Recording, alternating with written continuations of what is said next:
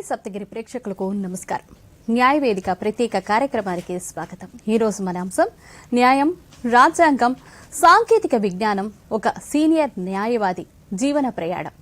మరి ఆయన ఎవరో కాదంటే 40 సంవత్సరాలకు పైగా హైకోర్టు మరియు సుప్రీంకోర్టులో న్యాయవాదిగా సేవలందించిన సీనియర్ డిజిగ్నేటెడ్ అడ్వకేట్గా గౌరవం పొందిన, న్యాయ శాస్త్రం నుంచి కంప్యూటర్ సైన్స్, మేనేజ్మెంట్, సైకాలజీ వరకు అనేక రంగాల్లో అత్యున్నత విద్యలు సాధించిన డాక్టర్ పిబి విజయ్ కుమార్ గారు ఈరోజు మన న్యాయవేదిక కార్యక్రమంలో పరిచయం చేసుకోబోతున్నాం.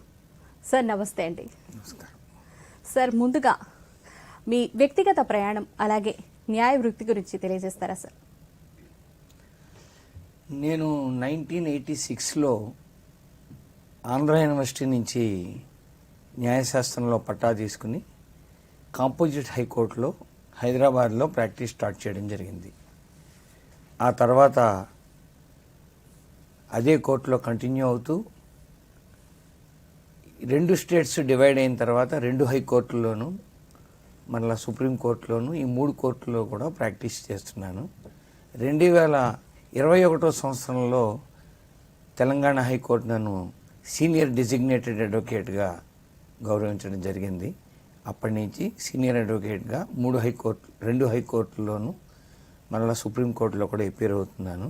అడపాదడప దేశంలో ఉన్నటువంటి మిగిలిన హైకోర్టులో కూడా ఎపీర్ అయ్యే అవకాశాలు వస్తున్నాయి. ఓకే సార్, మరి హైకోర్టుకి అలాగే సుప్రీంకోర్టులో వాదించడం మధ్య తేడా ఏంటంటారు ఈ రెండింటికి? హైకోర్టు వరకు క్వశ్చన్స్ ఆఫ్ ఫ్యాక్ట్ మీద ఎక్కువగా కాన్సన్ట్రేషన్ అవుతుంది. క్వశ్చన్స్ ఆఫ్ లా చూస్తారు, క్వశ్చన్స్ ఆఫ్ ఫ్యాక్ట్ చూస్తారు. హైకోర్ట్స్ ఎప్పుడు కూడా క్వశ్చన్స్ ఆఫ్ ఫ్యాక్ట్ వరకు అది ఫైనల్ కింద లెక్క. Supreme court only pure questions of law విషయంలోనే ఇంటర్ఫియర్ అవ్వడం జరుగుతుంది. So that is the difference between high court and supreme court. Supreme court అనేది అత్యున్నతమైనటువంటి న్యాయస్థానం. ఎప్పుడైనా హైకోర్టులో ఎక్కడైనా ఏదైనా పొరపాటు జరిగినా కూడా ఆ పొరపాట్లన్నింటినీ కూడా సరిదిద్దే అవకాశం సుప్రీంకోర్టుకు ఉంటుంది. ఓకే సార్, మరి సీనియర్ అడ్వకేట్గా గుర్తింపు పొందడం అంటే మీ దృష్టిలో ఏంటంటారు? ఈ న్యాయవాద వృత్తిలో డిజిగ్నేటెడ్ సీనియర్ అడ్వకేట్ అంటే అది highest honour for an advocate. ఈ సీనియర్ డిజిగ్నేటెడ్ అడ్వకేట్ అంటే వయసును బట్టి వచ్చేది కానీ మనం ఇన్ని సంవత్సరాలు మేము న్యాయవాద వృత్తిలో ఉన్నాం అని వచ్చేది కానీ కాదు. ఇదేమిటంటే హైకోర్టులో ఒక 5 జడ్జిలు కూర్చుని ఇంటర్వ్యూ కండక్ట్ చేసి ఆ వ్యక్తి యొక్క వ్యక్తిత్వం కానీ, ఆయన చేసినటువంటి కేసులు కానీ, ఆయన చేసినటువంటి కేసులు ఎన్ని రిపోర్ట్ అయ్యాయి ఆ సందర్భం కానీ, తర్వాత ఆయన చేసినటువంటి అకాడమిక్ వర్క్ కానీ, ఆయన నడవడిక కానీ, ఆయన కోర్ట్ క్రాఫ్ట్ కానీ, ఆయన స్కిల్స్ పర్టికులర్ సబ్జెక్ట్లో ఉన్న స్కిల్స్ కానీ, వీటినన్నింటినీ పరిగణన తీసుకుని ఆ 5 జడ్జిలు ఏం చేస్తారంటే ఫుల్ కోర్టు అంటే 30 మందో 40 మందో ఎంతమంది ఉంటే అంతమందికి ఆ ఫుల్ కోర్టుకి రిపోర్ట్ సబ్మిట్ చేస్తారు. అప్పుడు ఆ ఫుల్ కోర్టులో 3/4 మెజారిటీతో వాళ్ళు కనుక ఒప్పుకుంటే ఆయనకి సీనియర్ డిజిగ్నేషన్ ఇవ్వడం అంటూ జరుగుతుంది. ఆ సీనియర్ డిజిగ్నేషన్ ఇచ్చిన రోజు నుంచి ఆయన ఇండియా మొత్తం మీద ఏ కోర్టుకు పోయినా కూడా సీనియర్ అడ్వకేటే. సార్, మరి భారత రాజ్యాంగంలో మీకు అత్యంత ప్రేరణనిచ్చిన అంశం ఏదంటారు? భారత రాజ్యాంగం చాలా పెద్దది, కానీ అత్యంత ప్రేరణ కలిగించే ఆర్టికల్ ఏదు అంటే అతి చిన్న ఆర్టికల్ 21 లైఫ్ అండ్ లిబర్టీ. ఇది చాలా విలువైనటువంటి అంశం. ప్రతి వ్యక్తికి కూడా ఇది చాలా విలువైనటువంటి అంశం. ఆ అంశాన్ని, ఆ ఆర్టికల్ని కానీ, ఆ ఫండమెంటల్ రైట్ని కానీ డిస్క్రైబ్ చేస్తూ, ఎలాబొరేట్ చేస్తూ కొన్ని వేల తీర్పులు వచ్చాయి సుప్రీంకోర్టువి అతి చిన్న ఆర్టికల్ మీద. లైఫ్ అండ్ లిబర్టీని రైట్ టు డెవలప్మెంట్ దాకా తీసుకొచ్చారు. అది మన దేశం యొక్క, మన రాజ్యాంగం యొక్క గొప్పతనం, మన సుప్రీంకోర్టు యొక్క గొప్పతనం. మీరు ఈ ఆర్టికల్ 21 మీదే పిహెచ్డి కూడా చేశారు కదా సార్, అంటే right to life and Liberty అని. సో మనకి ఎక్కువగా కేసులు చూసుకుంటే ఈ ఫండమెంటల్ రైట్ ఆర్టికల్ 20 మీదే వైలేట్ అయింది అని చెప్పి మనం ఛాలెంజ్ చేశారు చాలా మంది సుప్రీంకోర్టులో అలాగే హైకోర్టులో. సో దాని ఉద్దేశంగా తీసుకొని మీరు పిహెచ్డి దీని మీద చేశారంటారా? అవునండి. ఆర్టికల్ 21 మొదట్లో ఎలా ఉండేదంటే life and liberty shall not be curtailed except by process of law అని ఉంటుంది ఆర్టికల్, అంతే ఉంటుంది. కానీ ఆ ఒక్క 2 సెంటెన్స్ల ఆర్టికల్ని తయారు చేయడానికి మన రాజ్యాంగ నిర్మాతలు చాలా సమయం తీసుకున్నారు. ఎంతో జాగ్రత్తగా దాన్ని స్ట్రక్చర్ చేయడం జరిగింది.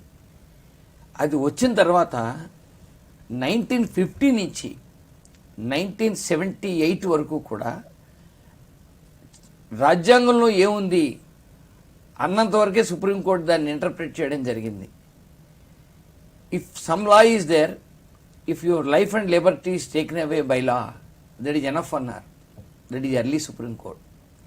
మొట్టమొదటిసారిగా 1978లో మెనకా గాంధీ కేసు వచ్చిన తర్వాత ఒక చట్టం ఉంటే చాలదు, ఒక న్యాయ సూత్రం ఉంటే చాలదు, ఆ చట్టం కూడా it should be just and proper అన్న ప్రిన్సిపల్ ఎవాల్వ్ చేయడం జరిగింది.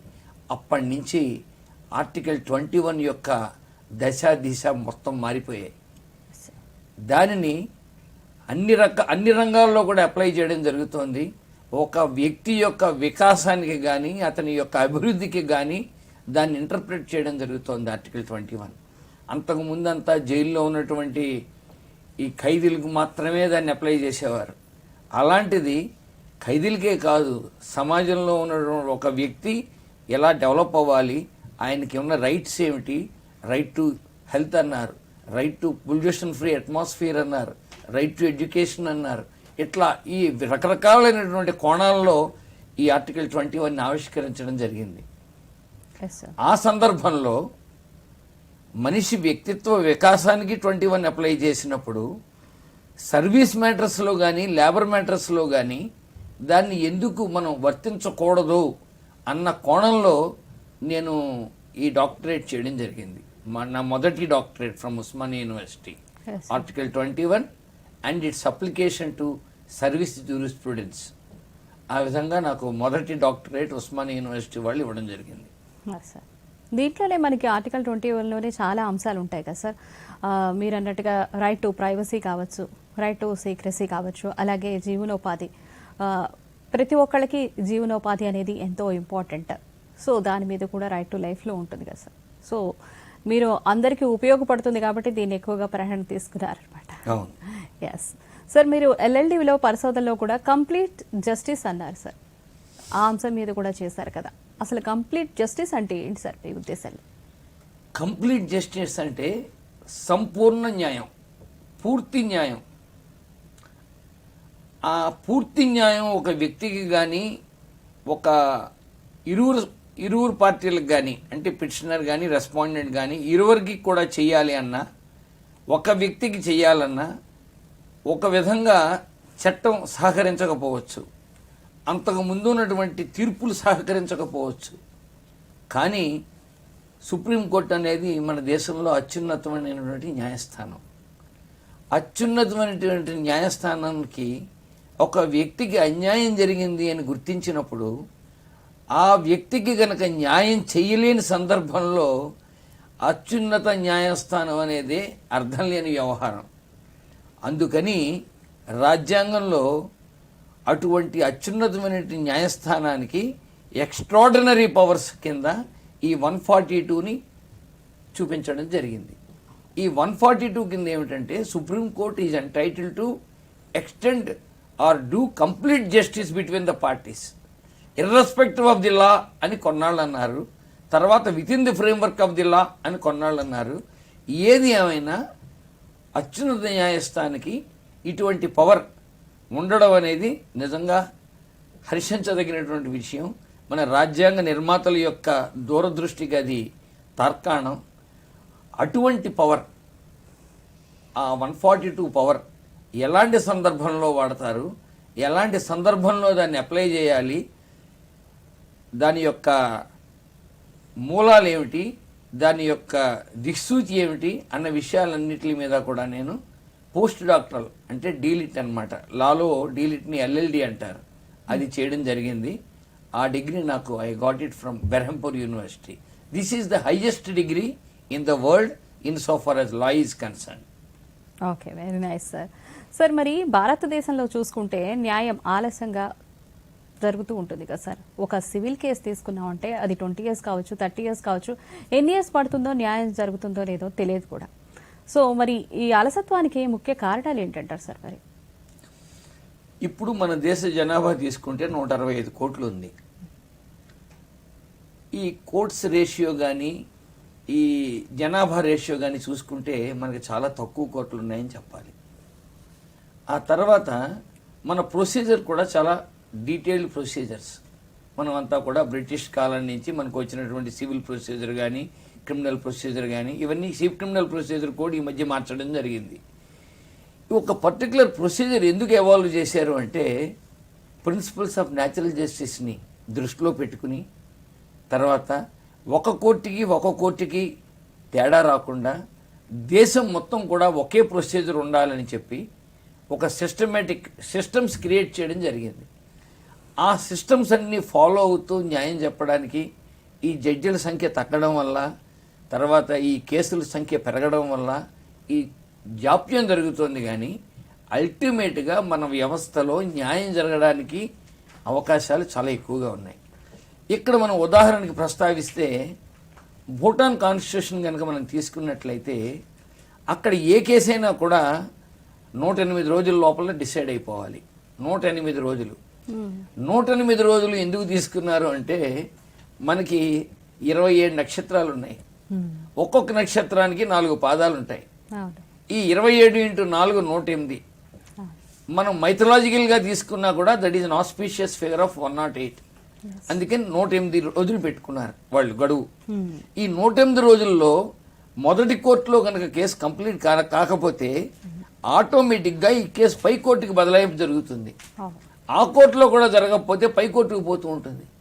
అక్కడ జ్యుడిషియల్ ఆఫీసర్ కూడా రెస్పాన్సిబిలిటీ, అకౌంటబిలిటీ ఉంటాయి.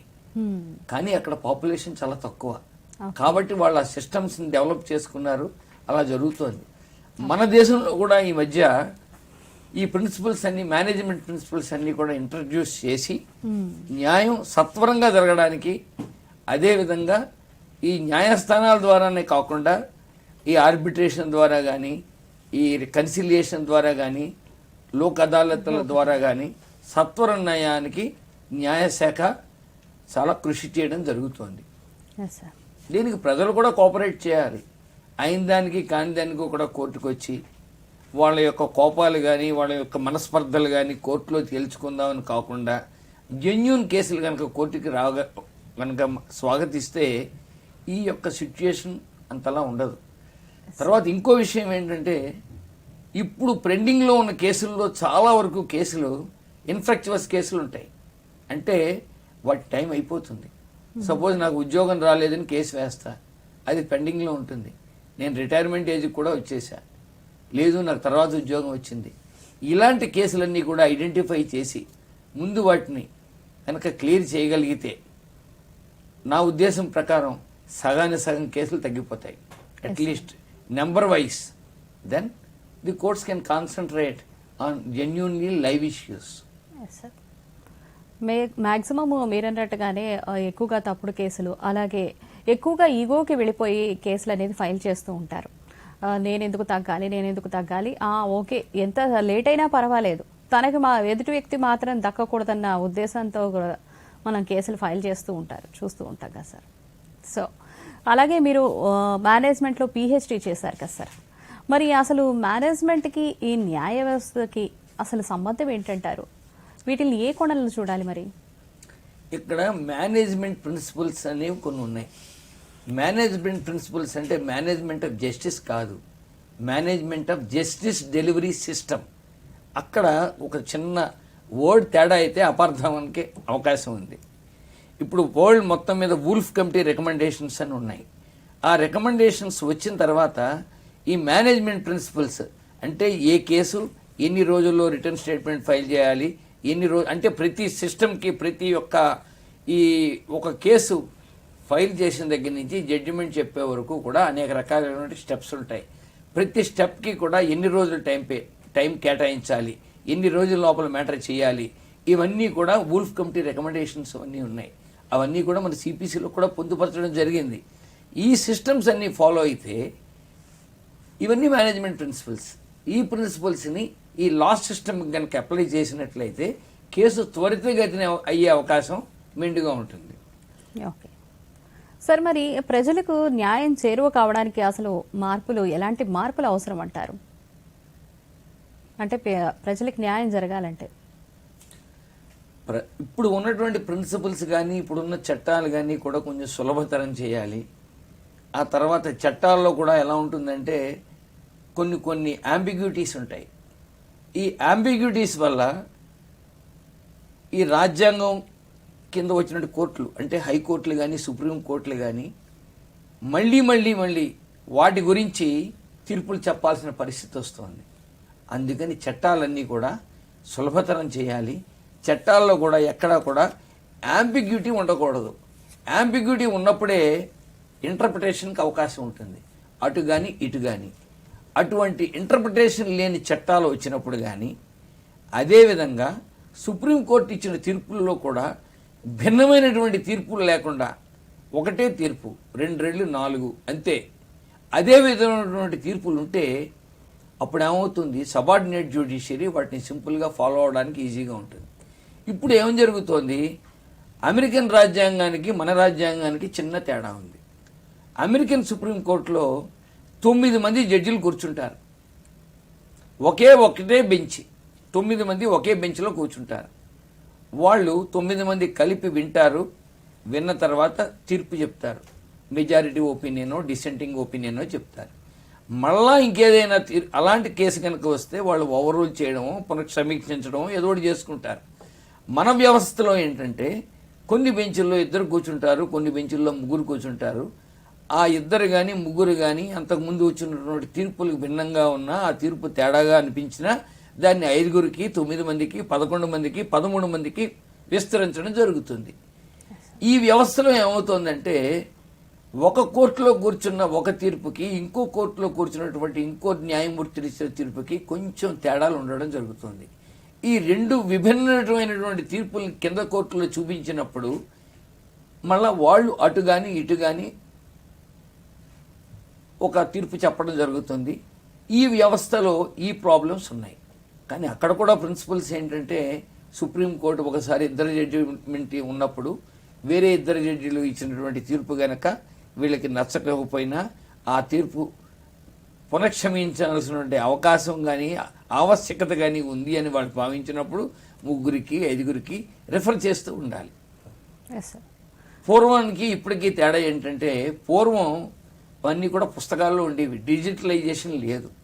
ఇప్పుడు ఏదైనా ఒక ఆర్టికల్ మీద మనం కేసులా కొట్టినట్లయితే 50 నుంచి నిన్నటి వరకు వచ్చినటువంటి తీర్పులన్నీ కూడా మన ముందు ఉంటున్నాయి. కాబట్టి ఇప్పుడు ఆ అవకాశాలు చాలా తగ్గాయి. కాబట్టి ఒక ఖచ్చితమైనటువంటి లా ఎవాల్వ్ చేయడానికి అవకాశాలు ఎక్కువగా పెరిగాయి ఇప్పుడు. సార్, మనం ఒక కేసు చూసుకుంటే Keshavananda Bharati versus state of Kerala ఉంది. దాంట్లో మనకి బెంచ్లో మొత్తం 9 న్యాయమూర్తులు అంటే హైయెస్ట్ జడ్జిమెంట్గా హైయెస్ట్ న్యాయవాదులు ఉన్న జడ్జిమెంట్గా కూడా మనం చూసాం కదా సార్.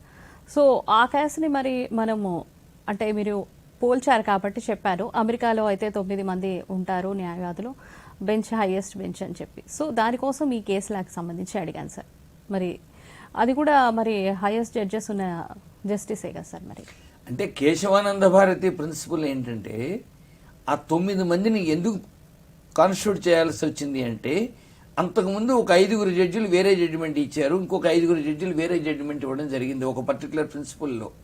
అంటే ఏమిటి అక్కడ principle, right to property fundamental రైటా కాదా, to what extent parliament can amend constitution, ఈ 2 పాయింట్స్ మీద విభిన్నమైనటువంటి తీర్పులు ఉన్నాయి. అందుకని 9 మంది జడ్జిల్ని కాన్స్టిట్యూట్ చేయడం జరిగింది. అక్కడ కూడా ఏమైంది, 9 మందిలో 4 right to property not a fundamental right అన్నారు. ఇంకొక 4 anything can be amended under in the constitution except the basic structure అన్నారు. ఎస్ అప్పుడు నలుగురు వచ్చారు. ఈ 5 ఆయన ఉన్నారు, 9 ఆయన మిగిలిపోయిన ఆయన ఖన్నా గారు. ఆయన ఏమన్నారంటే, yes I agree with you that right to property not a fundamental right. And he also agreed that anything can be amended except the basic structure. So అప్పుడు ఈ 2 ప్రిన్సిపల్స్ ఎవాల్వ్ అయ్యాయి. సో అది ఆ పర్టికులర్ కేసుకి సంబంధించినంత వరకు that is the highest authority even today. Okay anything can be amended except basic structure అనేది మన రాజ్యాంగంలో సుప్రీంకోర్టు చెప్పినటువంటి ఒక ప్రాథమిక ప్రిన్సిపల్. అది అవును, బేసిక్ స్ట్రక్చర్ ని డిస్టర్బ్ ఆ చేయకూడదు. బేసిక్ స్ట్రక్చర్ డాక్టరీన్ అనేది అంతకు ముందు ఎవాల్వ్ అయింది. అవును. శంకర్ ప్రసాద్ లోను సజ్జన్ సింగ్ కేసులోను ఫైనల్ గా దాన్ని ఫైనాలిటీ వచ్చింది మాత్రం కేశవానంద భారతి కేసు. దీనికి ముందు గోలక్నాథ్ కేసు, గోలక్నాథ్, కేసు సజ్జన్ వల్ల. Singh, Keshavananda Bharati. Yes okay sir, మీరు ఎంటెక్ కంప్యూటర్ సైన్స్లో కూడా పిహెచ్డి చేశారు కదా సార్. మరి కంప్యూటర్ సైన్స్ని అలాగే న్యాయవాద వృత్తిని కలపడానికి ముఖ్య కారణాలు ఏంటంటారు సార్? ఇప్పుడంతా కూడా డిజిటలైజ్డ్ యుగం. ఈ డిజిటలైజ్డ్ యుగంలో నా ఆలోచన ఏంటంటే, ఒక చదరంగంలో వరల్డ్ ఛాంపియన్ని ఒక కంప్యూటర్ ఓడించగలిగినప్పుడు why not we enjoy or apply the computer knowledge to the justice delivery system అన్నది పాయింట్. ఇప్పుడు I'm not proposing ATM for justice delivery system, కానీ కొన్ని కేసులు ఉంటాయి. కంప్యూటర్ యాజ్ ఎన్ ఎడ్యుడికేటర్ ఎంతవరకు మనం తీసుకెళ్ళచ్చు? When computer is able to play the chess against the grandmasters, అలాంటప్పుడు ఈ కమర్షియల్ మ్యాటర్స్లో వేర్ ఈ క్వాంటమ్ కంప్యూటర్స్ అని ఇప్పుడు కొత్తగా ప్రిన్సిపల్స్ తీసుకొచ్చాం, మాస్ డేటా ఉన్న సందర్భాల్లో, అలాగే చిన్న చెక్ బౌన్సింగ్ కేసుల్లో, అలాగే మన మానిటరీ రికవరీ మ్యాటర్స్, బ్యాంక్ మ్యాటర్స్లో, ఇలాంటి సందర్భాల్లో if you feed the facts to the system and if you feed the surrounding legal environment also to the system, definitely the machine will give a better judgement.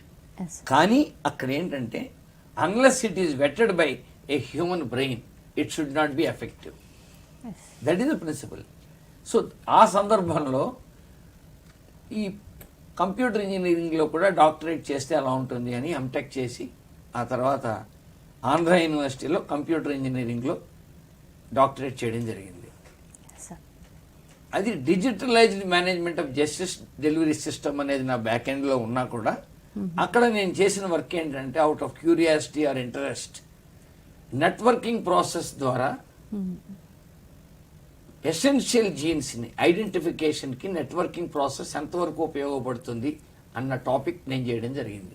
Okay okay sir, మరి digital evidence అసలు కోర్టులో ఎంత ప్రాముఖ్యతను సంతరించుకుంటుంది అంటారు? ఇదివరకు మనకి evidence అంటే మనము ఏదైనా ప్రూఫ్స్ కానీ, జస్ట్ ఆ వ్యక్తి ఫిజికల్గా అపీర్ అవ్వడం కానీ, లేకపోతే ప్రూఫ్స్, డాక్టర్ సర్టిఫికేట్లు ఇలా ఉండేవి.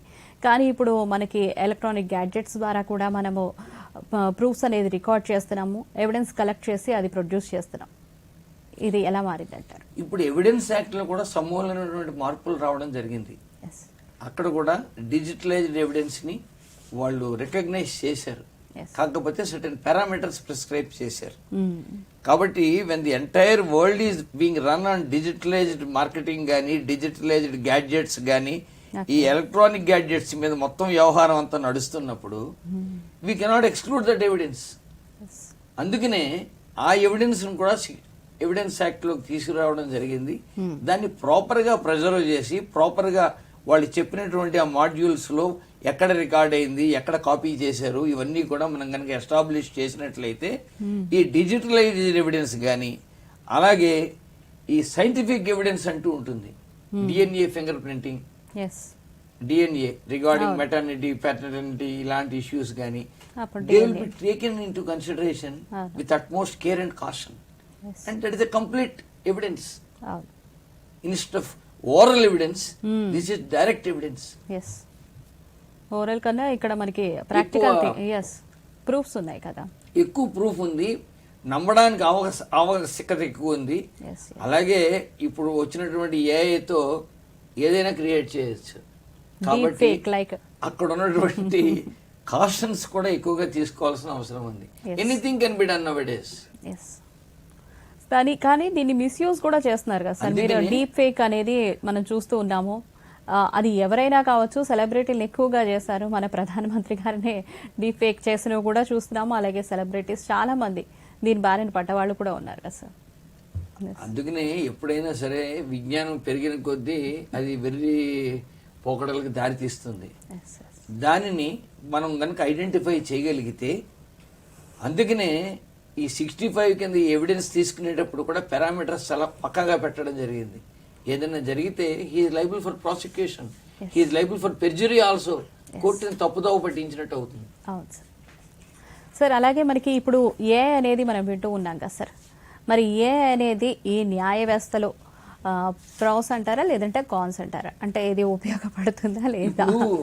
ఏ అనేది ఎప్పుడు కూడా దాన్ని నెగటివ్ గా తీసుకోవాల్సిన అవసరం లేదు. ఏని ఎంతవరకు వాడుకోవచ్చు అంటే, ఇప్పుడు మీ భాష ఉంది, మనం ఒరిజినల్ గా మన నేటివ్ లాంగ్వేజ్ ఇంగ్లీష్ కాదు. కాబట్టి మన భాష అవసరం ఏంటి? Communication technique. మన మనసులో ఏదైతే ఉందో దానిని అదే అర్థం వచ్చేటట్లుగా అవతల వాళ్ళకి కమ్యూనికేట్ చేసే విధానానికే భాష. మన భావాల్ని వ్యక్తీకరించడం ప్రాపర్ వేలో. అది ఇంగ్లీష్ మన డిఫెక్టివ్ అయితే మనం చెప్పదలుచుకుంది చెప్పలేం. ఒక్కొక్కసారి అది నెగటివ్ గా కూడా కన్వే చేయడం జరుగుతుంది. అలాంటి సందర్భాల్లో ప్లీడింగ్స్ లో గానీ ఎలా అయినా సరే ఏఐని వాడడంలో తప్పులేదు. కానీ ఈ ఏఐలో మొత్తం డ్రాఫ్టింగ్, ఏఐ అంతా ఏమిటి? మీరు ఇచ్చినటువంటి ప్రాంప్ట్స్ బట్టి అది మీకు అవుట్పుట్ ఇస్తుంది. You should be perfect in your prompt engineering. మీరు ఏం చెప్పదలుచుకున్నారో పూర్తిగా చెప్పాలి. చెప్తే అది మీకు అవుట్పుట్ ఇస్తుంది. ఏదైనా అంతే కదా, మన ఇన్పుట్ ని బేస్ చేసి అవుట్పుట్ ఉంటుంది. మనం ఏ వంట చేయాలో, ఏ ఐటమ్స్ పెడతామో తెలిస్తే అవుట్పుట్ అదే వస్తుంది. అంతేకాకుండా మనం ఏమీ చెప్పకుండా డ్రాఫ్ట్ అంటే చేయదు. కానీ అక్కడ ఏఐలో ఉన్నటువంటి ప్రాబ్లం ఏంటంటే అది హలునేషన్, అది పిచ్చి పిచ్చి కేసులు కూడా క్రియేట్ చేస్తుంది. ఒక్కోసారి రూపా వర్సెస్ విజయ్ కుమార్ అంటుంది, 1968 సుప్రీం కోర్టు అంటుంది. అది మీరు చూసుకోకుండా కోర్టులో సబ్మిట్ చేస్తే you will be liable for contempt of court. అంతేగా మరి, కోర్టుని మనం మిస్లీడ్ చేసినట్టు. కాబట్టి పర్ఫెక్ట్ గా చేసుకోవాలి. ఏ అనేది తప్పు కాదు, ఆ ఏఐని యూజ్ చేయడంలో కాస్త మెలకువగా ఉండాలి అంతే. ఇప్పుడు మనం చాట్ జీపీటీలో కూడా అంతే కదా సార్. మనం ఏఐ, గూగుల్ చాలా ఉన్నాయి మనకి ప్లాట్ఫామ్స్. ఓకే సార్, మీరు అలాగే సైకాలజీ అలాగే పారాసైకాలజీలో కూడా పిహెచ్డి చేశారు సార్. ఒక న్యాయవాదికి సైకాలజీ అనేది అవసరం అంటారా? ఏ కోణంలో? ఇప్పుడు సైకాలజీ కానీ కంప్యూటర్స్ కానీ, ఐ మీన్ ఈ ఇన్ఫర్మేషన్ టెక్నాలజీ కానీ, మన ఇంగ్లీష్ భాష కానీ, ఈ రెండు కూడా ప్రతి ఏ డిసిప్లిన్ తీసుకున్నా కూడా దాంట్లో ఇంటర్మిక్స్ అయి ఉంటాయి. మీరు ఇంజనీరింగ్ తీసుకోండి, దాంట్లో ఇంగ్లీష్ ఉంది. కంప్యూటర్ ఇంజనీరింగ్, కంప్యూటర్ నాలెడ్జ్ ఉండాలి, ఇంగ్లీష్ నాలెడ్జ్ ఉండాలి. లా తీసుకోండి, కంప్యూటర్ నాలెడ్జ్ ఉండాలి, ఇంగ్లీష్ కావాలి, లా కావాలి. సో ఈ ఇంగ్లీషు అండ్ ఇన్ఫర్మేషన్ టెక్నాలజీ ఈ రెండు కూడా ప్రతి డిసిప్లిన్కి కూడా విడదీరాని సంబంధంతో పెనవేసుకుని ఉన్నాయి. కాబట్టి ఈ సైకాలజీతో అడ్వాంటేజ్ ఏంటంటే, ఎవరైనా కేసు చదువుతారు, ఎవరైనా కేసులో ఉన్న ఫ్యాక్ట్స్ చదివి జడ్జి గారికి చెప్తారు, ఇది లా ఏమిటని చెప్తారు. First of all, the success of an advocate always depends on studying the mind of the judge. మీరు ఒక కేసు మొదలు పెట్టగానే ఆ జడ్జి గారు కూడా మనకంటే మేధావి ఉంటారు కదా, కొన్ని వందల కేసులు వినుంటారు కదా ఒక పర్టికులర్ టాపిక్ మీద. కొన్ని వేల మంది న్యాయవాదులు ఆయన ముందు ఆర్గ్యూ చేస్తారు. ఈ నాలెడ్జ్ అంతా కూడా ఆయన గ్యాదర్ చేస్తారు కదా, ఆయనకి ఈ విషయాలన్నీ కూడా తెలియజేస్తారు కదా. సో ఏమైనా కూడా ప్రతి న్యాయమూర్తి కూడా మ్యాజిస్ట్రేట్ కోర్టు నుంచి సుప్రీం కోర్టు జడ్జి వరకు ఎన్నో రకాలైనటువంటి వేల కేసులు వినుంటారు. సో వారికి ఆల్రెడీ సబ్జెక్ట్ మీద అవగాహన ఉన్నప్పుడు ఒక నిమిషం వారు చెప్పే మాట వినాలి. ఓకే. వారి మైండ్ తెలుసుకోవాలి. First you should know the mind of the judge, then you can argue. లేదు నేను రాత్రంతా కేసు చదువుకొచ్చాను, నువ్వు విని తీరాల్సిందే అంటే it is nothing but wasting the time of the court. When he is willing to give you order, why should you waste the time of the court? This is all psychology. అంతేకాదు, ఏదైనా ఒక కేసుకి మూల సూత్రాలు ఏమిటి? ఒక తీర్పు రావాలి అంటే ఆ కేసులో ఉన్నటువంటి ఫ్యాక్ట్స్ ఏంటి కేసులో, తర్వాత సరౌండింగ్ లీగల్ ఎన్విరాన్మెంట్ ఏంటి, లీగల్ ఎన్విరాన్మెంట్ ఫ్యాక్ట్స్. ఈ ఫ్యాక్ట్స్ ని లీగల్ ఎన్విరాన్మెంట్ లో ఎగ్జామిన్ చేసి ఎవరి పక్కన న్యాయం ఉంది అనేది వాళ్ళు ఎగ్జామిన్ చేసిన తర్వాత, అనలైజ్ చేసిన తర్వాత జడ్జి గారు ఇచ్చేటటువంటి తీర్పు ఏదైతే ఉందో అదే జడ్జిమెంట్ అంటాం మనం. దానికి ముఖ్యంగా చూసేది ఏంటి? Facts, law. కానీ కొన్ని సందర్భాల్లో ఈ రెండే కాకుండా మిగిలిన ఏరియాస్ కూడా they are taking front seat. ఎందువల్ల అలాంటి వేరే విషయాలు, సొసైటల్ స్ట్రక్చర్ కానీ, impact of the judgement on others కానీ, అదర్ వేరియస్ రీజన్స్, ఇవన్నీ రావడం వల్ల ఒక్కోసారి జడ్జిమెంట్ తారుమారు అవుతూ ఉంటుంది. తర్వాత ఇన్స్టిట్యూషనల్ బయాస్ అంటారు, ఇండివిజువల్ బయాస్ అంటారు. ఇవన్నీ మనం ఏ కోర్టుకి ఏ న్యాయమూర్తికి ఆపాదించట్లేదు. కానీ జనరల్ గా సైకలాజికల్ అనాలిసిస్ చేసినప్పుడు ఒక వ్యక్తి ఈ తీర్పు ఇవ్వడం, ఎందుకు ఈ రకమైనటువంటి తీర్పు ఇచ్చారు, ఇదే తీర్పు వేరే కోర్టు ఎందుకు ఇచ్చారు, సర్కమ్స్టాన్సెస్ ఒకటే, ఫ్యాక్ట్స్ ఒకటే. ఇలాంటి సందర్భంలో 2+2 4 ఎక్కడికి వెళ్ళినా అదే ఉండాలి కదా, యూనివర్సల్ ప్రిన్సిపల్ అది ఉండాలి కదా. అలా లేదు అంటే దానికి కారణాలు ఏంటి? ఆ కారణాలని మనం అనలైజ్ చేయాలి అంటే సైకలాజికల్ పర్స్పెక్టివ్ ఆఫ్ ఈ జడ్జి చూడొచ్చు, ఆర్ ఇన్స్టిట్యూషన్ చూడొచ్చు. ఉదాహరణకి ఇన్స్టిట్యూషనల్ సైకలాజికల్ పర్స్పెక్టివ్ తీసుకుంటే 1950 నుంచి 1978 వరకు psychological perspective of the supreme court ఏంటి? లా ఉందా లేదా? లా ఉంటే నీ పర్సనల్ లిబర్టీని తీసుకునే అవకాశం ఉంటుంది. That is conservative school. 78 తర్వాత లా ఉంటేనే కాదు, లా చట్టబద్ధంగా జస్ట్ అండ్ ఫెయిర్ అన్నారు. అది కొంచెం యాక్టివిజం, జ్యుడిషియల్ యాక్టివిజం. ఈ కోణాలన్నీ కూడా చదివాల్సినటువంటి సబ్జెక్ట్ సైకలాజికల్ అనాలిసిస్. ఉదాహరణకి విజయ్ కుమార్ ఈ రోజు ఒక సబ్జెక్ట్ మీద ఈ ఒపీనియన్ ఎక్స్ప్రెస్ చేశాడు. Tomorrow he changed his opinion. Why? What made him to change his opinion? What are the factors behind? Law is the same, facts are the same అన్న కోణంలో ఆలోచించేది సైకలాజికల్ పర్స్పెక్టివ్. ఆ విధంగా ఈ judicial behaviour, culture, decision making process మీద మొదటిసారిగా research చేయడం జరిగింది. ఓ పర్టికులర్ జడ్జిమెంట్ ని ఆధారంగా తీసుకుని చేయడం జరిగింది. దాంట్లో సీనియర్ న్యాయవాదుల్ని, న్యాయమూర్తుల్ని, తర్వాత ఆల్ ప్రొఫెషనల్స్ ని, తర్వాత ఇల్లిటరేట్ పీపుల్ ని కూడా క్వశ్చనీర్స్ గూగుల్ డాక్స్ లో వాళ్ళందరికీ కూడా పంపించి పేపర్స్ తీసుకుని అధ్యయనం చేయడం జరిగింది జ్యుడిషియల్ బిహేవియర్ గురించి. This is only A research purpose. అంతేగాని ఏ వ్యక్తి కానీ, ఏ జడ్జి, ఏ న్యాయమూర్తిని కానీ వాళ్ళ యొక్క వ్యక్తిగత విషయాల్లో అనలైజ్ చేయడం కానీ అలాంటిదేం కాదు. This is an institutional analysis. Sir, ఇప్పుడు సైకాలజీ అంటే మీరు ఇప్పుడు జ్యుడిషియల్ బిహేవియర్ మీద వెళ్ళారు కదా సార్. అసలు జడ్జెస్ ఎలా ఉంటారు, ఎలా తీర్పులు ఇస్తారు, ఒక్కొక్క దాంట్లో ఎందుకు మార్పు చెందుతుందని. అలాగే ఒక విక్టిమ్ ఉంటాడు సార్, అనే సైకాలజీ తనకు కూడా వర్తిస్తుంది కదా. ఏ సందర్భంలో చేశాడు, ఎందుకు చేశాడు, ఏ పరిస్థితుల్లో చేశాడు, ఇలా కూడా తెలుసుకుంటే తన తరఫున కూడా వాదించడానికి మనకి ఉపయోగపడుతుంది అని అనుకుంటున్నాను. మీరేమంటారు? ఉంది కదా, ఇప్పుడు ఇండియన్ పీనల్ కోడ్ లో సర్కమ్స్టాన్సెస్ లో ఏ సందర్భంలో చేశాడు అని, సపోజ్ ఒక ఇంటాక్సికేటెడ్ పర్సన్ ఉన్నాడు, అలాగే ఒక ఇన్సేన్ పర్సన్ ఉన్నాడు, లేదు ఒక అడోలసెంట్ ఉన్నాడు, ఒక బాలుడు ఉన్నాడు, ఏ సందర్భంలో చేశాడు, ఆయన యొక్క మానసిక స్థితి ఎలా ఉంది, ఇవన్నీ కూడా కోర్టు ఎప్పుడు కూడా అబ్జర్వ్ చేస్తుంది. సమీక్షలోకి తీసుకునే తీర్పు ఇవ్వడం జరుగుతుంది. Yes sir. సో కాబట్టి దానికి అంత ప్రాముఖ్యత ఇచ్చారు. సైకాలజీ ఎప్పుడు కూడా ప్రాముఖ్యత ఉంది. Yes sir. సార్ మరి జుడిషియల్ బిహేవియర్ మీద కూడా మీరు అధ్యయనం చేశారు కదా సార్, ఇది చాలా సున్నితమైన అంశం కదా, మరి మీకే అనిపించింది ఇలాగా?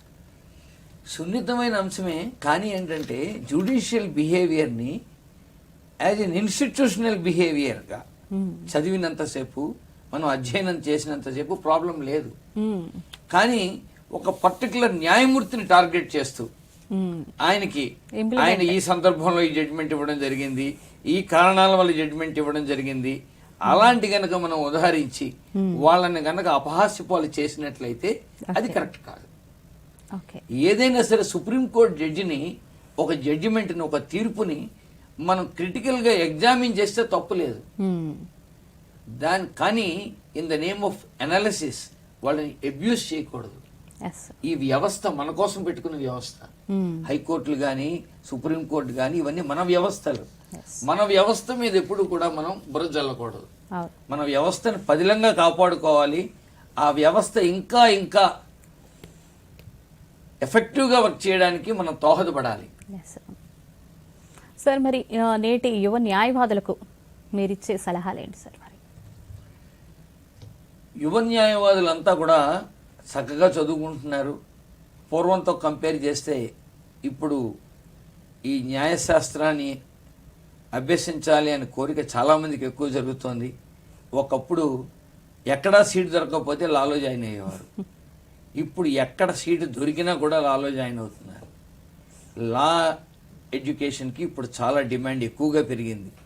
ఎందువల్లంటే లిటిగేషన్ అలాగే పెరిగింది, దీంట్లో రిటర్న్స్ కూడా అలాగే ఉంటున్నాయి.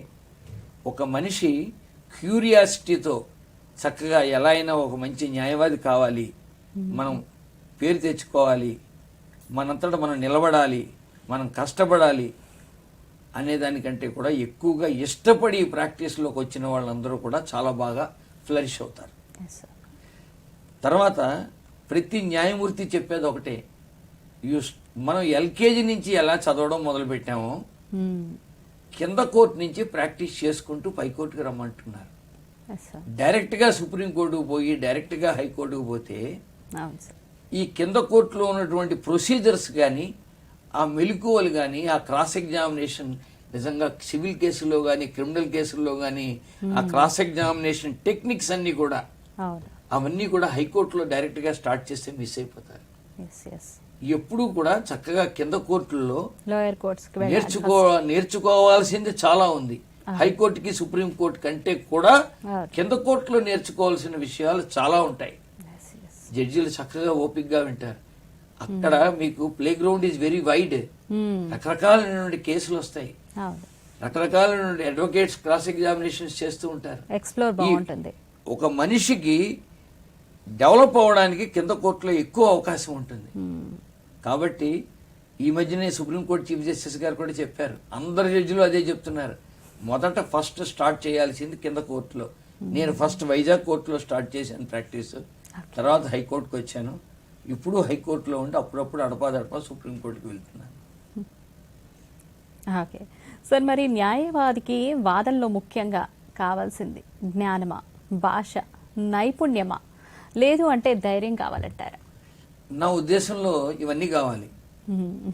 అన్నీ ఉంటేనే పర్ఫెక్ట్ పర్సన్ అవుతాడు, పర్ఫెక్ట్ లాయర్ అవుతాడు. మనం చదివాం, రాత్రంతా చదివాం, ఒక 100 జడ్జిమెంట్లు తీసాం. 100 జడ్జిమెంట్స్ లో what is the running thread among all judgements? ఈ 100 జడ్జిమెంట్లు మనం కోర్టు ముందు పెట్టి జడ్జి గారిని ఇబ్బంది పెట్టడం అనేది it is not an advocacy. దాంట్లో ఫస్ట్ ప్రిన్సిపల్ ఎక్కడ ఎవాల్వ్ అయింది, అది ఏమైనా డీవియేషన్ ఉందా, as on today what is the current legal position అన్నది ప్రజెంట్ చేయాలి. ఫ్యాక్ట్స్ కూడా చక్కగా కూలంకషంగా చక్కగా 3 ముక్కల్లో ఫ్యాక్ట్స్ చెప్పగలిగినటువంటి కెపాసిటీ సంపాదించుకోవాలి. తర్వాత జడ్జిని విత్ ఆల్ మొడెస్టీ కన్విన్స్ చేసేటటువంటి పద్ధతిలో ఉండాలి. కోర్టుకి ఇప్పుడు కూడా అరెగెన్స్ ఉండకూడదు. However intelligent you may be, intelligent అనేది కోర్టులో అవసరం లేదు. కోర్టులో ఏంటంటే hard work coupled with some minimum intelligence, Okay. That is enough. Facts claim చెప్తాడు, మ్మ్. లా ఆల్రెడీ తీర్పులు కానీ చట్టాలు కానీ ఉన్నాయి. ఓకే. ఈ రెండింటిని కలిపి జడ్జి గారి ముందు చెప్పాలి. ఆ చెప్పగలిగిన దానికి ఏమిటి కావాలి? భాష కావాలి. Yes sir. ఇంగ్లీష్లో కింద కోర్టులో తెలుగు నడిచిన, హైకోర్టులో కానీ సుప్రీం కోర్టు లెవెల్లో కానీ ఓన్లీ ఇంగ్లీషే మనకి మాధ్యమం. అవును. ఎందువల్ల అంటే మన హైకోర్టులో వేరే హైకోర్టు నుంచి జడ్జిలు కూడా వస్తారు, వాళ్ళకి మన భాష తెలియదు. కాబట్టి ఇంగ్లీష్ అనేది భాషగా అన్ని కోర్టులు కూడా ఆమోదించాయి. కాబట్టి ఆ ఇంగ్లీష్ భాష మీద పట్టుండాలి. ఓకే. మనం ఏది కమ్యూనికేట్ చేయగలమో, చెయ్యాలనుకుంటున్నామో దాన్ని ప్రాపర్గా కమ్యూనికేట్ చేయగలగాలి. కమ్యూనికేట్ చేసి మీరు లా విషయం కనుక చెప్పినట్లయితే దట్ ఈజ్ ఎనఫ్. ఓకే. ఈ మాత్రం దానికి కరేజ్ అక్కర్లేదు. మ్మ్. మీరేం కోర్టులో బల్లగొద్దక్కర్లా. హైకోర్టు లెవెల్లో కానీ సుప్రీం కోర్టు లెవెల్లో కానీ బల్లగొద్ది హడావిడి చేస్తే దట్ ఇస్ డిస్క్వాలిఫికేషన్. ఓకే. చక్కగా డీసెంట్గా డిగ్నిఫైడ్గా చక్కగా జడ్జి గారికి ఉన్న విషయం చెప్పాలి. మ్మ్. ఆ తర్వాత వారికి వదిలేయాలి. Suppose judge is against you, మ్మ్. అక్కడ మీరు మీ యొక్క హావభావాలన్నీ కూడా ప్రదర్శించడం కానీ ఆ. అది కరెక్ట్ కాదు. ఒకవేళ ఒక తీర్పు మీకు వ్యతిరేకంగా వచ్చినట్లయితే మీకు next high level single judge అయితే డబుల్ బెంచ్ ఉంది, ఆ తర్వాత సుప్రీం కోర్టు ఉంది. ఆ విధంగా చేసుకోవాలి. అది. అంతే తప్ప ఈ ధైర్యాలు, ఈ హీరోయిజంలు ఇవన్నీ కూడా కోర్టులో పనికిరావు. ఎమోషన్స్ ని ఎక్స్ప్రెస్ ఎమోషన్స్ ఎప్పుడు కూడా కోర్టు బయట వదిలేయాలి. ఎస్. అక్కడ మనం ఎవరు అంటే కోర్టుని ఒక దైవంగా భావిస్తే న్యాయవాదులు ఎవరు? పూజారుల కింద లెక్క. ఎస్. ఈ క్లయింట్ అనే ఆయన లా చెప్పలేడు కాబట్టి గుళ్ళో పూజారి ఏం చెప్తాడు? మనం పోతే పలానా గోత్రం వాడు వచ్చాడు, వాడికి ఏదో బాధ ఉంది, వాడు వచ్చాడు నీ దగ్గరికి అని చెప్తాడు. ఎస్. మీ అంతటి మీరు చెప్పుకుంటారు, అప్లికేషన్ ఇస్తారు. అంతవరకే. ఆ యొక్క కేసు తీర్పుతో క్లయింట్ గెలిచాడా ఓడిపోయాడా అని మనం ఎక్కువ మనతో పెట్టుకోకూడదు. అది. మనం ఎంతవరకు అంటే మనం చేసామా లేదా, మన ప్రకారం మన కెపాసిటీ కొద్దీ న్యాయం చేయడం జరిగిందా లేదా, మన వంతు పని మనం అంతవరకు చేసామా మన వంతు కర్తవ్యాన్ని కనుక మనం నిర్వర్తించినట్లయితే he is a successful advocate irrespective of the result of the case. Okay. Emotions ని క్యారీ చేయకూడదు. అవన్నీ కోర్టు బయట గుమ్మల్లో వదిలేయాలి. Yes yes yes sir. సరే, మరి జూనియర్ న్యాయవాదుల్ని తయారు చేయడంలో సీనియర్ న్యాయవాదుల పాత్ర ఏంటంటారు? ఎంత ప్రాముఖ్యం అంటారు? ఇప్పుడు రెండు రకాలైనటువంటి ఆలోచనలు ఉంటాయి. ఒక లెవెల్ ఆఫ్ కోర్టుకు వచ్చిన తర్వాత జూనియర్స్ అందరినీ కూర్చోబెట్టి పలకపుల్ల పెట్టి రాయించడం అనేది కుదరదు. వాళ్ళు చూసి నేర్చుకోవాలి, చదువుకుని నేర్చుకోవాలి. ఇప్పుడు మీరు మా జూనియర్ అనుకోండి, మీకు ఫైల్ ఇచ్చా, మీరు శుభ్రంగా రాత్రి చదువుకోవాలి. చదువుకుని వచ్చి పొద్దున్న ఈ కేసులో ఇవి మన పాయింట్స్ అండి, వీటిని నేను ఆర్గ్యూ చేయదలుచుకున్నాను, ఇంకేమైనా మీరు సజెషన్స్ ఇస్తారా అని అడగాలి. ఓకే. అంతేగాని మొత్తం అంతా కూర్చోబెట్టి నేనే నోట్స్ డిక్టేట్ చేసి ఈ పాయింట్ చెప్పండి, ఈ పాయింట్ చెప్పండి, ఈ పాయింట్ చెప్పండి అని స్పూన్ ఫీడింగ్ చేస్తే మీరు ఎప్పటికీ డెవలప్ కాలేరు. అంతే. ప్రతి అడ్వకేటు కూడా, ప్రతి జూనియర్ కూడా ఆఫీస్కి పోవాలి. పొద్దున్న ఉదయం కూర్చోవాలి, సాయంత్రం కూర్చోవాలి. కోర్టులో మనకి పనున్నా లేకపోయినా కూడా 10 నుంచి 4:30 దాకా కూర్చుంటే మన కేసు లేకపోయినా కూడా కొన్ని వందల కేసులు కోర్టులో ఆర్గ్యుమెంట్స్ అవుతూ ఉంటాయి. ఆ కేసులన్నీ వినడం వల్ల మన నాలెడ్జ్ చాలా పెరుగుతుంది. రేపు అలాంటి కేసు కనుక మనకు వచ్చినప్పుడు మన వర్క్ ఈజీ అవుతుంది. అంతేకాకుండా సహన్యాయవాదులందరూ కూడా ఏ విధంగా ఆర్గ్యూ చేస్తున్నారు, జడ్జి గారు ఎక్కడ తప్పు పట్టుకుంటున్నారు, జడ్జి గారు ఏ విధమైనటువంటి పాయింట్స్ ని అప్రిషియేట్ చేస్తున్నారు, ఇవన్నీ కూడా మనం చూసి నేర్చుకోవడానికి ఎక్కువ అవకాశం ఉంటుంది. మన కేసు అయిపోయింది 10:40కి వెళ్ళిపోదాం అన్నట్టు కాకుండా కోర్టుని ఒక స్కూల్ లాగా మనం కోర్టు అంటే మనం కాలేజీలో చదువుకున్నది 3 సంవత్సరాలే. అవును. బట్ కోర్టులో మేము ప్రతిరోజు 10 నుంచి 5 దాకా నేర్చుకునేది చాలా ఎక్కువ. కాబట్టి ఈ ప్రిన్సిపల్స్ ఫాలో అవ్వాలి అందరూ కూడా. సార్, మరి సమాజంలో చట్టంపై అవగాహన ఎంతవరకు అవసరం అంటారు? అవేర్నెస్ కార్యక్రమాలు, లీగల్ అవేర్నెస్. ఇప్పుడు ఎలా ఉందంటే పార్లమెంట్లో చట్టం చేస్తారు, అసెంబ్లీలో చట్టం చేస్తారు. ఆ చట్టాన్ని ఎప్పుడైతే గెజిట్లో పబ్లికేషన్ అయిందో అది అందరికీ తెలుసు అన్నటువంటి భావన. ఎందువల్ల అంటే ఒకవేళ రేపు నాకు తెలియదు అన్నాడు అనుకోండి ఎవడైనా, that can't be an excuse. Ignorance of law is no excuse. అవును. ప్రతి వ్యక్తికి ఇంటికి పోయి చట్టం ఇది అని చెప్పి పార్లమెంట్ చెప్పదు కదా. అవును. అది తెలుసుకోవాల్సిన బాధ్యత ప్రతి వాడికి ఉంది. అవును. లేకపోతే ఏమవుతుంది, సార్ ఈ దేశంలో మర్డర్ చేయడం అనేది తప్పని నాకు తెలియదండి, నేను లా చదువుకోలేదండి, నేను ఇంజనీర్ని, మర్డర్ చేయడం తప్పని నాకు తెలియదండి, కాబట్టి నా యొక్క ఇగ్నోరెన్స్ క్షమించండి అంటే, లేదు ఇన్కమ్ ట్యాక్స్ కట్టాలని నాకు తెలియదండి, నేను కట్టట్లేదండి అంటే, అందుకోసం ఆ ప్రెజంప్షన్ పెట్టారు. ఆ ప్రెజంప్షన్ పెట్టడంతో కుదరదు. కానీ ఏంటంటే ఆ చట్టం యొక్క లోతుపాట్లు ఏంటి, చట్టం కింద చేయాల్సిన పనులు ఏంటి, చేయకూడని పనులు ఏంటి, వాళ్ళ హక్కులేంటి, వాళ్ళ బాధ్యతలు ఏంటి, ఇవన్నీ కూడా ప్రజలకి అవగాహన జరిగే విధంగా ప్రసన్న పనిచేయాలి, ప్రజాప్రతినిధులైనా పనిచేయాలి. అసలు నా ఉద్దేశం ప్రకారం ఏ సబ్జెక్ట్ అయినా సరే ఒక పేపర్ లా ఉండాలి. ఇప్పుడు ఇంజనీరింగ్ స్టూడెంట్స్ అందరికీ కూడా కాన్స్టిట్యూషన్ అనేది ఒక పేపర్ ఉంది. అది కంపల్సరీ మాడ్యూల్ కాకపోయినా వాళ్ళు తెలుసుకోవాల్సినటువంటి బాధ్యత. అదే విధంగా అన్ని సబ్జెక్ట్స్ లో కూడా ఈ కాన్స్టిట్యూషన్ అనేది ఇంట్రడ్యూస్ చేస్తే ప్రజలందరికీ కూడా ఒక అవగాహన వస్తుంది.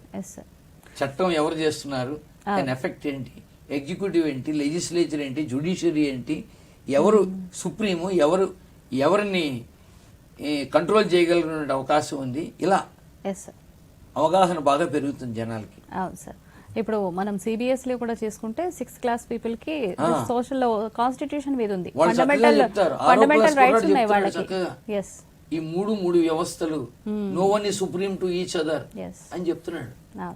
మొన్న మా మనవడు చెప్పాడు నాకు, మామూలుగా అడిగా, వాడు he is only second standard man, which is supreme అని అడిగా.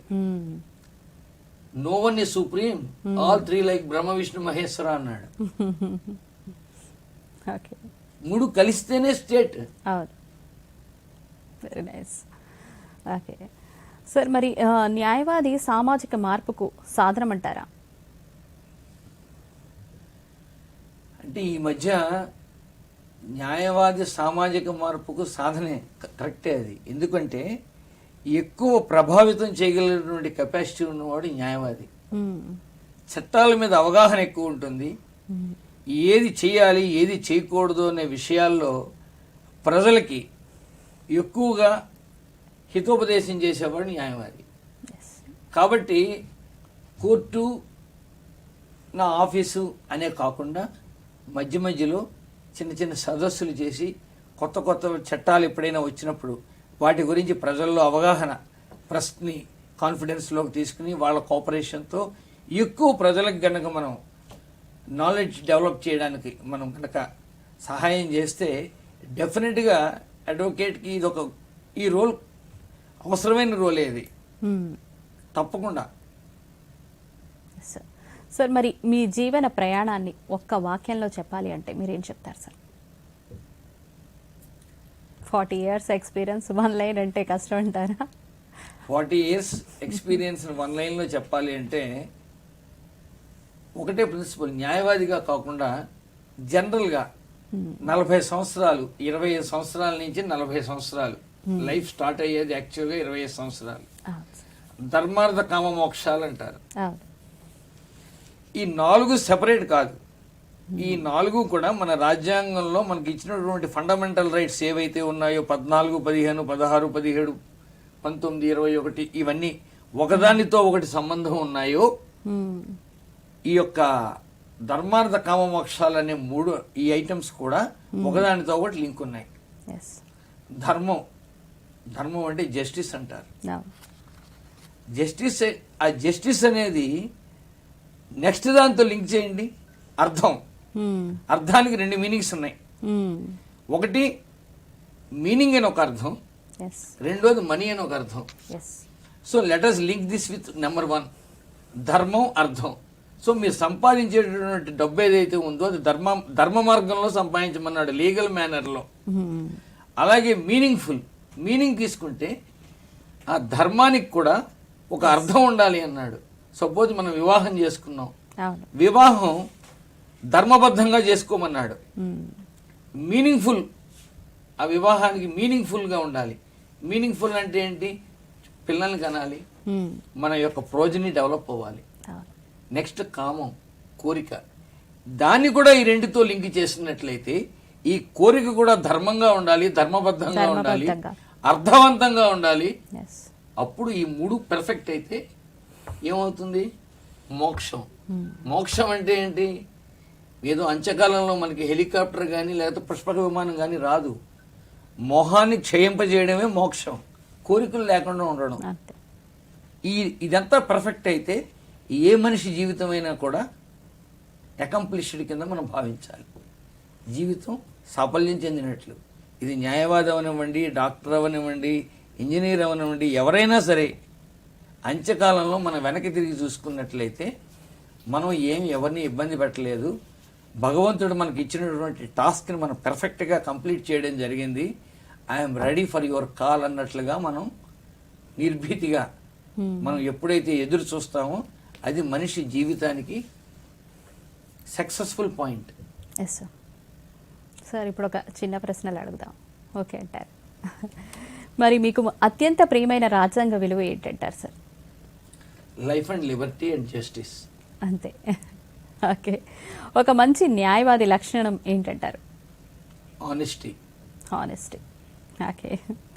కోర్టులో అత్యంత అవసరమైన గుణం ఏంటి? Modesty. Modesty. Okay.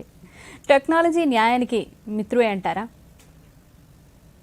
Apt and perfect. Okay. యువత చదవాల్సిన ఒక విషయం. జీవితం చదవాలి వాళ్ళు ఫస్ట్. మనం గడిచిన జీవితాన్ని చదవాలి, ఎస్. రాబోయే జీవితాన్ని మీద వాళ్ళకు ఒక అవగాహన ఉండాలి. ఈ రెండూ లేకపోతే they will be missing the bus. Yes. మరి మీ ఉద్దేశంలో న్యాయం అంటే ఏంటి సార్? నా ఉద్దేశంలో న్యాయం అంటే నేను ఒక డెఫినేషన్ ఆఫ్ లాని ప్రపోజ్ చేయడం జరిగింది. మనకి రకరకాలైన డెఫినేషన్లు ఉన్నాయి. యాన్సన్స్ డెఫినేషన్ ఉంది, ఇలా లా is the command of the sarin అని ఒక ఆయన అంటాడు. ఇట్లా రకరకాల డెఫినేషన్స్. అవును. బెంతం ఒక డెఫినేషన్ ఇచ్చాడు, మ్యాక్సిమం వెల్ఫేర్ ప్రిన్సిపల్స్, ఇలా రకరకాలు. అవును. నా డెఫినేషన్ ఏంటంటే law is to balance. My definition is law is to balance. ఈ ప్రిన్సిపల్ని మీరు ఏ సందర్భంలో అయినా వాడవచ్చు. Let us take egalitarian reforms. ఎందుకు ల్యాండ్ సీలింగ్ లాస్ వచ్చాయి? ఇంతకంటే ఎక్కువ ల్యాండ్ ఉన్నవాడి దగ్గర గవర్నమెంట్ తీసుకుని లేని వాడికి ఇస్తున్నారు. The purpose is to balance. అలాగే ఒక వ్యక్తి ఒక అఫెన్స్ చేసినప్పుడు pain and pleasure doctrine, by doing this he gain this much pleasure, so let us put him to this imprisonment. That is to balance. అలాగే మన పిల్లలు ఎడ్యుకేషన్ సీట్స్ తీసుకుంటే paid seats, free seats. అక్కడ కూడా ఏంటంటే మెరిట్కి ఇక్కడ డబ్బున్న వాళ్ళ దగ్గర డబ్బు తీసుకుని you contribute for another poor man study. Paid and free seats కూడా balancing. Income tax you take that principle also. Lower income దగ్గర ఇన్కమ్ ట్యాక్స్, అలాగే హైయర్ ఇన్కమ్ దగ్గరికి పోయేటప్పటికి 30%. ఇవన్నీ ఎందుకు? Balance. So the purpose of the law is to balance. So that is my definition of law. Yes. Nice, very nice sir. చివరిగా అలాగే ప్రజలకు, న్యాయవాదులకు, విద్యార్థులకు మీరిచ్చే సందేశం ఏంటంటారు? ముఖ్యంగా మన వ్యవస్థ ఎంతో పురాతనమైనటువంటి వ్యవస్థ మన న్యాయ వ్యవస్థ.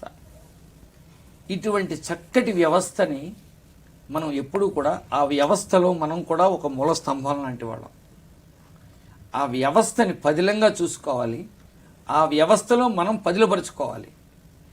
అంతేగాని వ్యవస్థ గురించి మనం అబాస్పాలు చేయకూడదు. ఆ వ్యవస్థని మనం ఎప్పుడూ కూడా అత్యున్నతమైన ప్రమాణాలతో నిలబెట్టాలి. ఆ వ్యవస్థని అత్యంత గౌరవంతో మనం కాపాడాలి. అప్పుడే మీకు కానీ, వ్యవస్థకి కానీ, మనకి కానీ అందరికీ కూడా గౌరవం. మన ఈ న్యాయవాది వృత్తి తీసుకున్నందుకు మన వృత్తికి కూడా మనం ధర్మం చేసిన వాళ్ళం అవుతాం. ఓకే సార్, అసలు ఈ రోజు మీతో మాట్లాడడం చాలా ఆనందంగా ఉంది సార్. అనేక విషయాల్ని మీ నుంచి తెలుసుకున్నాము. మీ లోతైన ఆలోచనలు కావచ్చు, ఆలోచన దృక్పథం కావచ్చు, న్యాయం గురించి కావచ్చు, ఇలాగ అనేక అంశాల గురించి మీరు మాతో చాలా విషయాలు పంచుకున్నారండి. మాతోనూ అలాగే మా ప్రేక్షకులకి చాలా వివరంగా తెలియజేసినందుకు thank you so much sir. నమస్కారం.